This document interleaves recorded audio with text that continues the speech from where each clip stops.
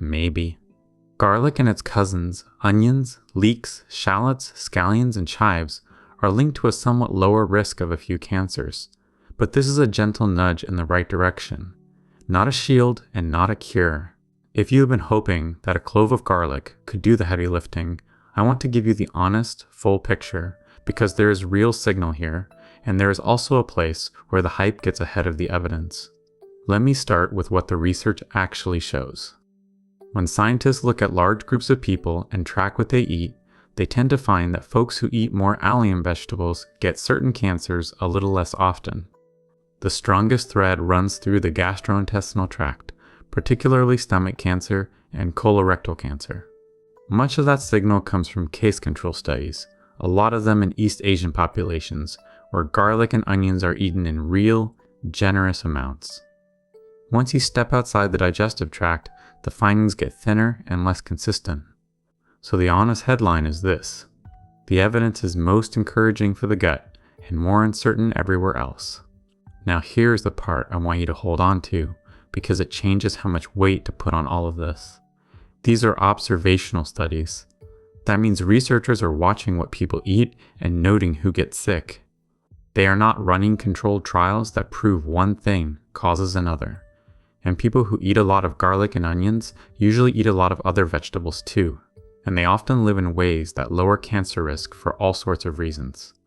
Good studies try to adjust for things like smoking and overall diet, but you can never fully untangle the garlic from the whole healthy pattern it tends to travel with. So we can say garlic is associated with lower risk. We cannot say, from this kind of evidence, that garlic is the thing lowering it. You might be wondering why garlic would help at all, and the chemistry is genuinely interesting. When you crush or chop a clove, you activate a compound called allicin, which breaks down into organosulfur compounds like diallyl sulfide and diallyl disulfide. In the lab, these compounds can switch on the body's own detoxifying enzymes, slow the growth of cancer cells, and even nudge damaged cells towards self-destruction, which is exactly what you want a wayward cell to do. Onions bring something a little different to the table, a flavonoid antioxidant called quercetin. It is a real, plausible story. Just remember that a promising mechanism in a dish or a petri dish is a starting point, not a finished conclusion about what happens across a whole human life. Which brings me to the question I get most often. Should you just take a garlic pill and skip the chopping? My answer is no, and I want to be clear about it.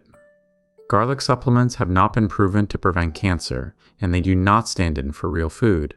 The benefit we see in the research shows up in the context of an eating pattern rich in vegetables, the kind you find in something like a Mediterranean way of eating, not from a capsule taken on its own. So save your money and put garlic and onions on your actual plate instead.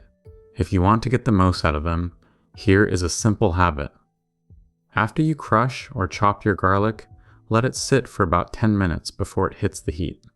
That short rest gives those enzymes time to do their work and form the beneficial compounds before cooking would otherwise shut the process down. Then cook with it freely, in whatever you are already making. Onions in the sauce, garlic in the pan, leeks in the soup. None of this asks you to change your life. It asks you to season it well. So where does that leave you? Garlic and the allium family are a smart, low-risk, genuinely tasty addition to your meals, and the evidence gives you a real reason to reach for them, especially for gut health. They are not medicine. They will not undo other risks or replace screening and the guidance of your care team. But they do quietly nudge the odds in a direction you want at essentially no cost and no downside. So chop the garlic, let it rest a few minutes, and enjoy the fact that one of the healthiest things you can do also happens to make dinner taste better.